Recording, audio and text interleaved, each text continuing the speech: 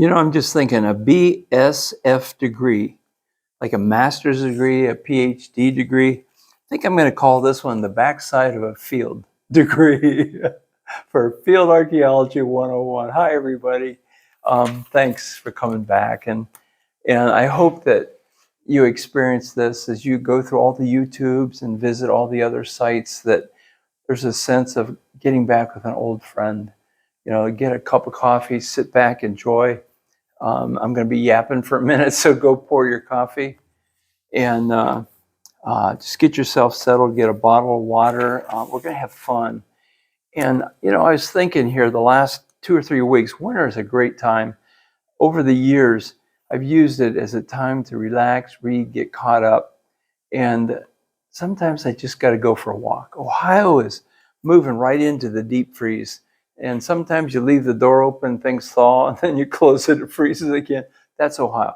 But we're entering in, and there are surprises everywhere. I want to talk to you about miracles. And it's when you walk up on something and everything works. And that's the bald eagle in Ohio. I was so lucky to be working for the Division of Wildlife when we began our project with eagles.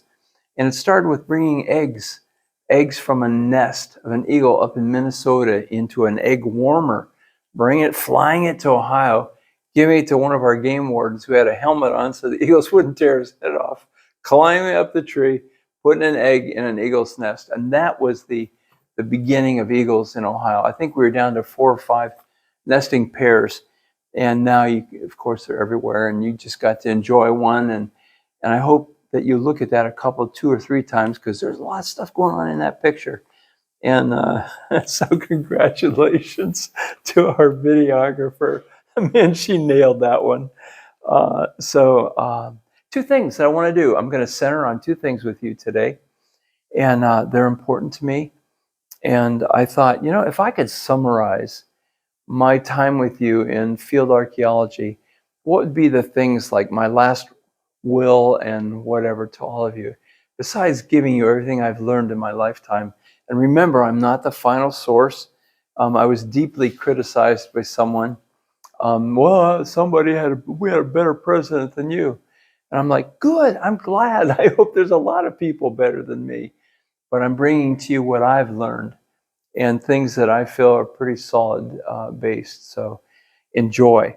Today, over here, I made a real quick note of the things, and actually I just encourage you to grab your camera and shoot a real quick picture of this, because many of the videos that we're going to work on during the winter months are going to come back to these topics, because they're that important. In my lifetime, these topics are important. And if you can get a handle on these, you will be among the best of the best field walkers in your area. Doesn't matter if you're in Middle Ohio, Lake Erie, Ohio, Ohio River, Dayton, Cincinnati, Indianapolis, Frankfort, Kentucky. It doesn't matter. Some of the same techniques are the same no matter where you go. So quickly, Field Archaeology 101. I've listed 12 things. I'll mention them, and then we're going to look at 2 today. Field walking. You've been with me in the field, and you know there's much to say. But this one is going to make the difference between more success and very, very little success. Field walking, keeping in mind color, shape, size, texture, and exotics. Does it belong here? Is it something that belongs in the Ohio River? Is it something, in the case of obsidian, that belongs in the Yellowstone area? These 5 things, and then going down the list. And this is what I wish, that if I were teaching at a university, these would be all the requirements that would be part of you getting your degree, that backside of the field degree. So here we go. Uniface and biface artifacts. I know that some of you just freak out when you hear me say that, but you know what? That is the everyday life source of what's going on with our prehistoric people. They used uniface tools from micros to 1-2 inches here in Ohio. You just want to get a handle on this. Geofact versus artifact. I had mentioned back in the late 70s, I started teaching on the side field archaeology at some of the adult ed centers, which you guys can do. Whatever state you live in, whatever county you're in, you can test the water and get in those adult centers and start doing it. Anyway, late 70s, I needed a word to describe what Mother Nature does. We find artifacts, but we find artifacts that we think are artifacts, but nature made them. We want to talk about this. Today we're doing this. We're going to look at building your library and learning the language. This is something you can work on during the winter months. And then patterns, context, diagnostic information, springs and waterways. I've really not elaborated and gone into that with you, but this is just like opening up a treasure chest. Glacial moraines, bogs, old lake beds, Lake Erie, old lake bed.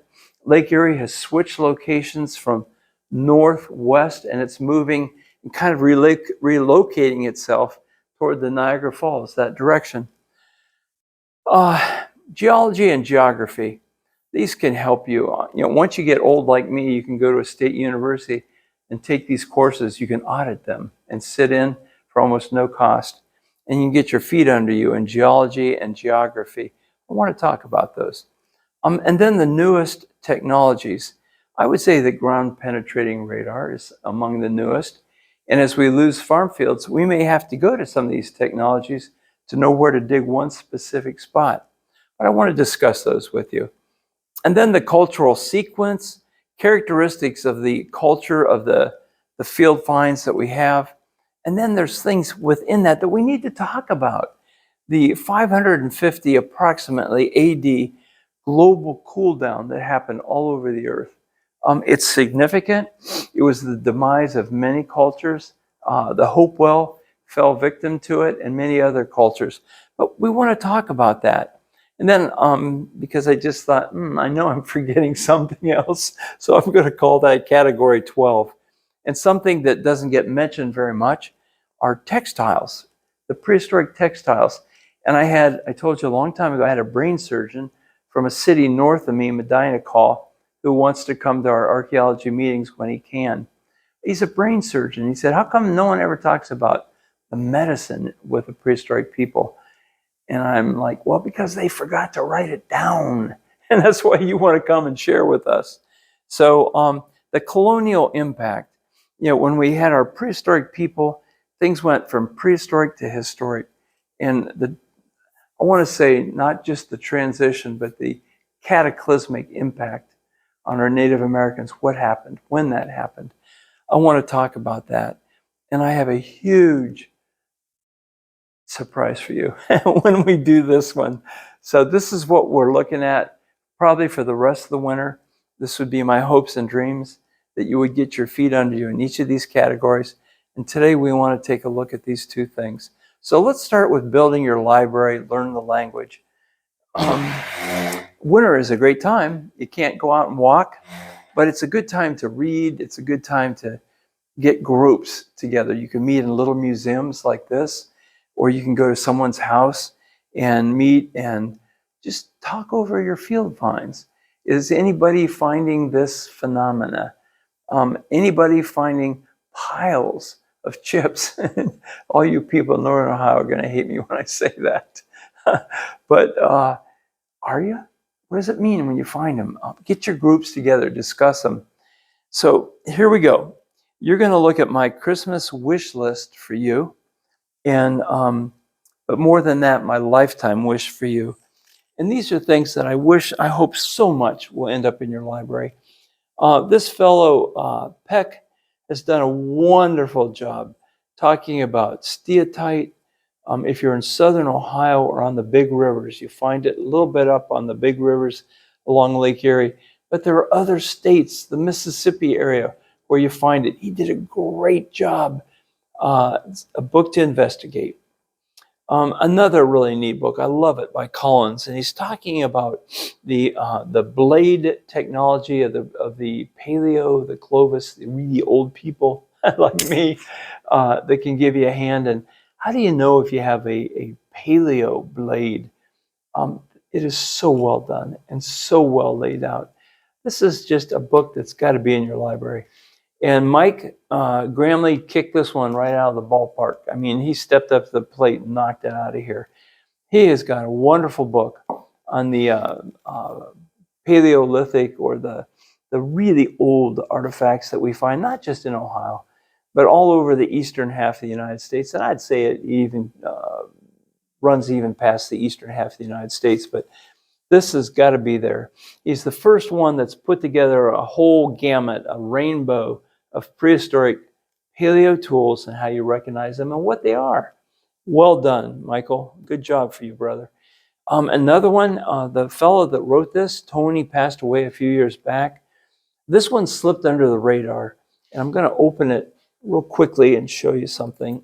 Now, stay with me. I'm just going to go through it, because this is going to touch on a lot of you people in different states or different parts of Ohio. And what you're going to see, oh my God, there's Flint in my backyard. Oh, I've seen this in Indiana.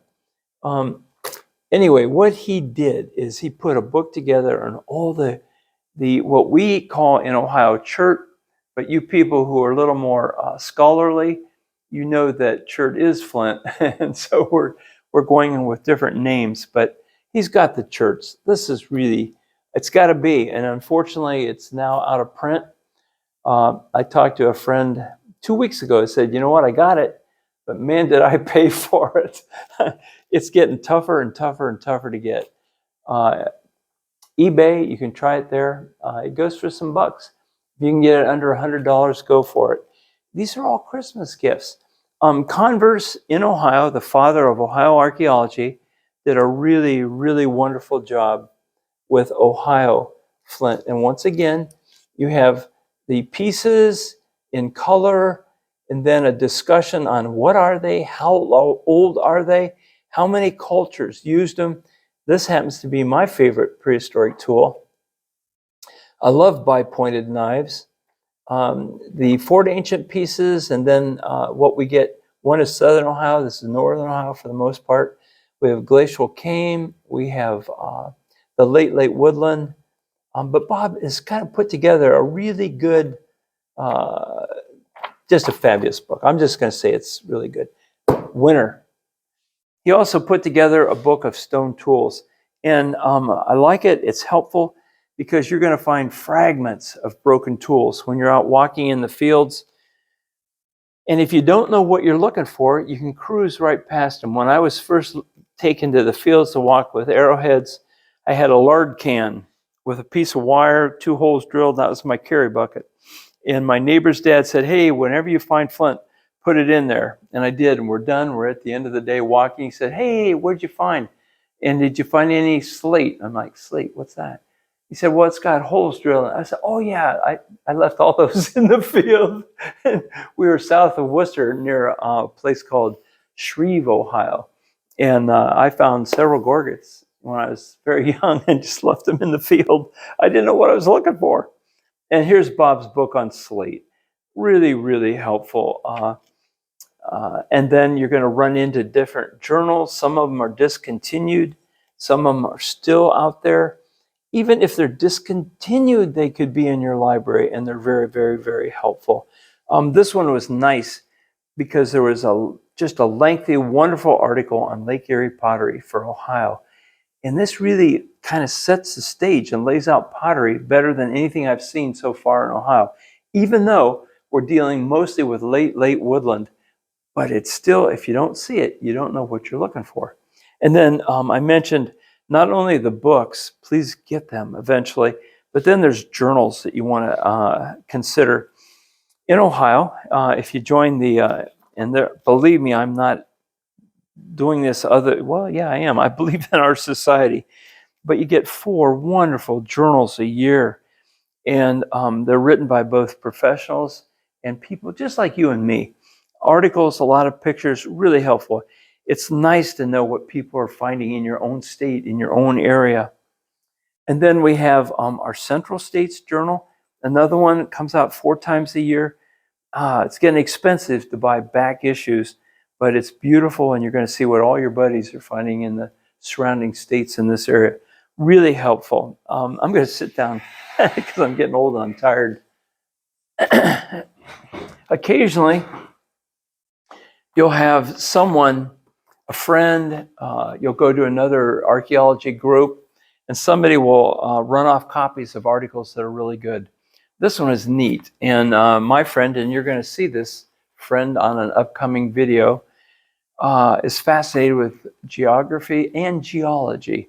And in this case, the Great Black Swamp of Ohio, which was some of the birthing of Lake Erie, part of it, but it's been drained and the lake has switched positions and it's pretty much not there. But there's stuff that you can learn on how to hunt artifacts when you know where it was.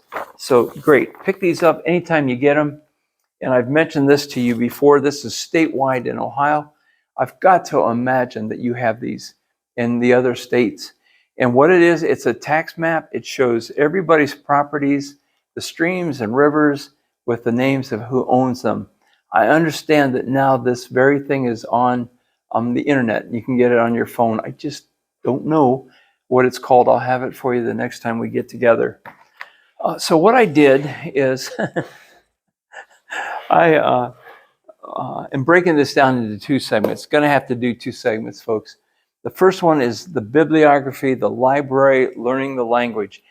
Most of these books will have in the front, they'll break down the tool, stone tool, and the names, what are we talking about? We're talking about the pole end. What does that mean? Or the distal, proximal, the different types of flaking. You need this to communicate, whether you're communicating with a hand device, a tele, or something, but you want to learn the language, and you've got all winter to work on this stuff. So today, I'm presenting Christmas, ho, ho, ho, Merry Christmas to you guys, and just an encourager to make the best of your winter. I've got a lot of bags that I haven't gone through yet from late summer and early fall walking, and I'll join those. So we're going to cut it and come back, and you're going to get to see the rest of the goodies and the rest of Christmas. So, well, my videographer says don't cut it, so we'll keep on rocking. So the two things that I wanted to do was talk to you about number 1 and number 4. The build your library, that's ongoing, and maybe you'll look out. Somebody will give you a lot of money, and you can take care of that all at once. But field walking is what we're going to look at right now. And color, shape, size, texture. And I cannot tell you how many thousands of times I've recited that to myself when I'm out walking in a field. Let's come over here. I'm move my water, and I'm going to try to get you over here because I want you to see some color. I'm hoping like crazy that this comes out as kind of a green-gray for you, where this one is a little more green, or this one is greener, green, and then some of these off kind of a granite-looking material. And then this one is a little bit different. And this is a highly polished stone that you might pick up in a river that's been washed. Each one of these has a story. Let's slip down here. We'll come back. Color, shape, size, texture. Color, shape, circular, texture. These are 2 flint hammers. And I was asked, well, how small can flint hammers be? And as small as need be, even the little fingers that held them. And honestly, you got to remember, people, if you look at our pioneer days, when kids were 12 years old, they were already starting families. So as we go further back in time, it would make sense that when they were little, they were getting into adulthood very quickly. So you had all shapes and sizes of hands. So if it's round in the field, look at it. I call those geometrics.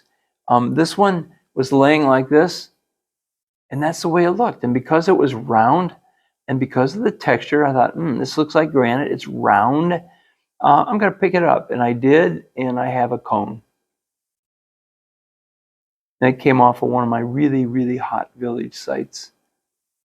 This guy came off another multi-village site, and it's almost like a concretion that we call this stone in Ohio. And I took it because of the color, the size, the shape. Remember, when you're collecting, you're just collecting.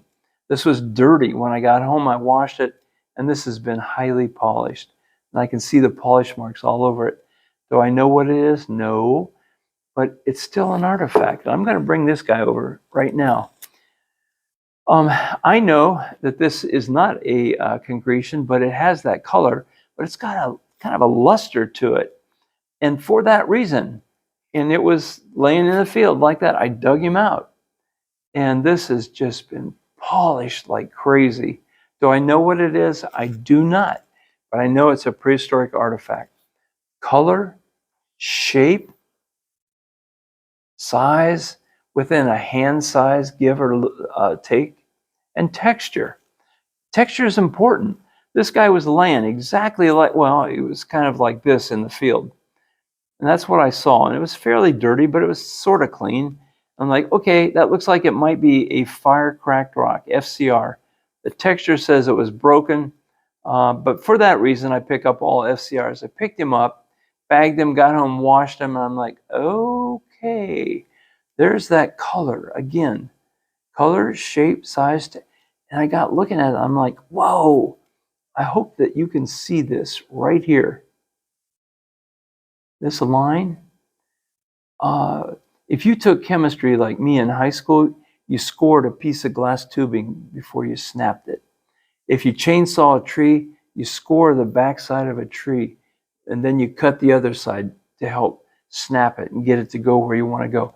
And this is a technique that is used on stone, on slate, like crazy with prehistoric people. But remember, this is all I saw. Washed it. This is polish and grind right here. And this is a scoring technique to snap the piece. What's going on? I don't know, but I'd sure like to know this guy's story. Okay, color, shape, size, texture. Color. These were picked up because of color. I've learned that concretions need to be picked up, need to be picked up, need to be picked up. This is the first concretion in over 60 years of field walking that I've ever found that's been napped. All along one side, napped down along the other side, and even a little bit of tiny napping right here.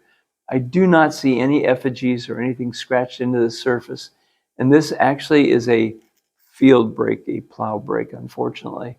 But nevertheless, this is a first for me. Do I know what it is? No, but it's in my collection now. This was laying like this in the field, and I know immediately that I'm looking at a concavity of a concretion. I'm like, okay, good. Picked it up, threw it in my bag. But then when I got home and cleaned it, I see oxidation where there might have been heat in the lower part of this. But even more impressively are what I saw on the other side. You can let your imagination take you wherever it wants to go. But what I do know is that we had a bowl. We have the lip of the bowl. The lip would have come around. We had a deep bowl with who knows what these are on it, off a major village site. All right. Color, shape, size, texture. We're looking at texture now, and we're looking at color. I had somebody walking with me when I found this Adena tubular pipe. I left the dirt in it because there may be something in the dirt, like a plug or seeds or whatever, that would be more helpful for the next line of archaeologists that come after me. But look at this. When this was, this much is what was showing, fingernail was showing. That's it. All I needed was a fingernail to know that I'm dealing with sandstone that does not belong in Coshocton County. For that reason, my friend that was with me, I said, dig it out. We got a tool. And they laughed and they dug it out. I said, oh my God, what in the world? Well, we have a tubular pipe. Right here's where they sucked on the pipe, and here's where they stuffed the pipe. Color, shape, size, texture. In my area, you might call this a river rock, and it has all the makings of what we call river rock. But it came off a village site about quarter to half a mile from the big river. And what I saw was not this, I saw this. A slight concavity, highly polished, highly ground. This is not glacial. This is not river polish. This is prehistoric. And you can see the lines all over it. And then these guys, once again, color, shape, size, it's within the hand size, texture. Well, the color, I've learned that this is a color of material that we pick up every time in Coshocton County. I'm going to turn him over like this because this is what was showing on this guy. So what do we have here? If you're from my area, people call these river biscuits. I love it. I just think that's a great name. But this has been highly polished with a slight concavity here, highly polished with a slight concavity here. Do we know what they are? No, but there are a lot of great guesses out there. And I know that on the site where I'm currently digging, and I know up near Lake Erie where they've dug up many, many, many, many pots, these are usually all sizes found where the pots are. In association, using the word context, using the word patterns, we can begin to develop a theory on these, what they were used for. This was laying like this in the field. I'm like, man, is that thing round? Okay, but it's the right color. Took my thumb, wiped it off. I said, oh, look, there's patina all over it. Great. Take him home and wash him, and look at this. A partially drilled hole. It's been on the videos before. You guys had some great ideas what this was used for. But nonetheless, this is what I saw. Dug him out. The right color, right texture, right material. And finally, this guy. This is very similar. It's a different hardness of sandstone, almost moving toward quartz. But this one has 2 notches. In my area, people call these anchors. I'm sorry that they do that because it taints the picture. It makes your mind go down that road when indeed these may not even be anchors, okay? And finally, this guy. Look at this cone. It looks like a giant Hershey's Kiss. I should have got a little piece of aluminum and glued it to it. But he was laying like this. And I looked at it and I said, man, this was washed off really well. Circular, the right color, the right texture. It's got to be something. And I dug it out. And this was my first cone that came out of Coshocton County. We're just kind of moving around here right now. I want to have fun with you. This piece was found. And anybody who's had the opportunity to walk with me, there's certain colored material. You pull it out of the ground every time. If it's Flint Ridge, you got to take time. You got to put it in first gear, slow down, dig them out. When I dug this one out, I thought I just had a nice flake, but it turned out to be a very nice haystack type core. That's great. That is so cool. And then in Ohio, it would be nice if all these were laying washed off on the surface. And in my area where I walk, most of these are buried. And so what you see is a little fragment, a little color piece. And I would say probably 3/4 of these were buried. And all we saw were just colors like that. Look at this, folks. These are Ohio's gemstone right here, Flint Ridge, Flint. Most of it was buried. Remember what I said? Color, shape, size, texture. Dig it out. Next on the line are hammerstones. We go with the geology. We know we have a circular piece right here. Usually they're dirty and they're not real well washed off in the field. But texture. I grew up where we had fruit cellars and we put potatoes in there for the winter. By the end of winter, they had these little, look like little peck marks or concavities all over them. I'll try to lay these up so you can see them. Here, this one's got them. You can see them like that. But this is a dead giveaway to a hammerstone. Whether your hammer's round or oblong, square, doesn't matter. But to find a round one, I think Ed, who was on one of our earlier videos, was saying, Mark, these things might be 1,000, 2,000 hours of pecking to get to this point. Here's another flint hammer. Look at this. You can't even tell this is flint, except if you look him over, oh my gosh, right there. A little bit of flint that hasn't been pecked. Again, came off a wonderful, wonderful site. Now, as you get closer to the flint pits, you're going to find stuff like this. This guy was completely washed in the field, but he was like this. I thought, well, It's the right size and the right color. And actually, I found this on one of the videos, so you can find him. But when I picked him up, bingo, this has been pecked and knocked off. This end has been pecked. This end's been pecked. This is a beautiful hammerstone right here. They don't all have to be round. As a matter of fact, the round ones are in the minority. Then you get this one, these ovate hammers. I'm going to give you a little more light for this guy. If you look at him, see how he's kind of flattened and round? There's no accidents here. I think that if I held this in my hand like this, and I'm working on a piece of flint, and I need to put a notch, I got this right here to do the job.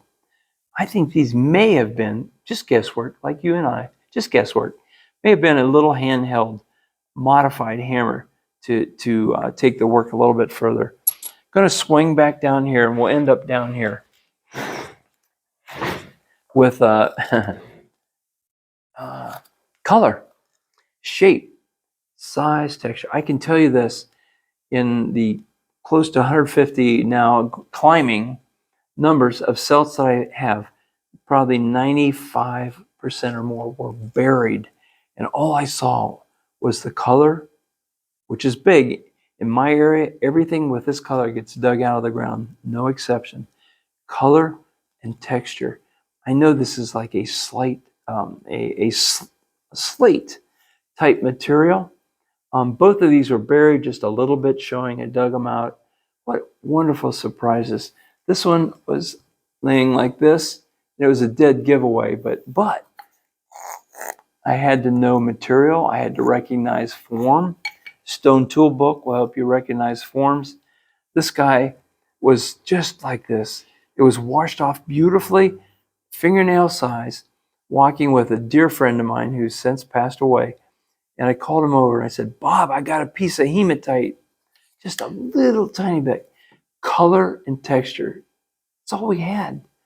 And he laughed at me. He said, no way, not in your lifetime.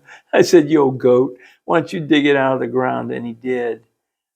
These are just such a fine treasure in any county. At our last state meeting, I talked with a fellow, Matt, who lives right on the river. He has a big farm. He had tons of broken steatite. Lucky him. But in my area, we just don't find it. And celts can be all sizes. They can be big. This looks like one to me that broke and they remodified it to use it for whatever reason. So they can be any size. Would you recognize it? If it was in the ground like this, would you have dug him out? Would you have dug him out if that's all you saw? Slow down, people. Put it in first gear. Walk slower. Dig things out. Would you have found this guy? Would you have found this guy? We find this looks like just the millions of gray pebbles. This was a random pop it out of the ground. It turned out to be a celt from Coshocton County. This guy, I call these hammer biscuits. I love them. I think that they're on the scarcity. We don't find many of these, but look at the geometrics on this guy. It's so beautifully made. This is the initial outer surface. All this has been modified. And even the base has been modified a little bit. But I knew I had something when I saw the geometry laying in the ground. And you've seen me, folks. I carry a trowel with me, and I pop stuff out of the ground. This one was laying on its side like that, and I saw the angular side, and I said, that's got to be a celt. Okay, color, shape, size, texture. Exotic, I didn't talk a whole lot about exotics. An exotic could simply be Southern Ohio sandstone that doesn't belong up in Coshocton County, an exotic. It could be steatite. It's an exotic. It doesn't matter. It gets dug out 100% of the time. It can be something that belongs in a river, not on a quarter mile away on a hilltop. That's an exotic. It's from out of the area.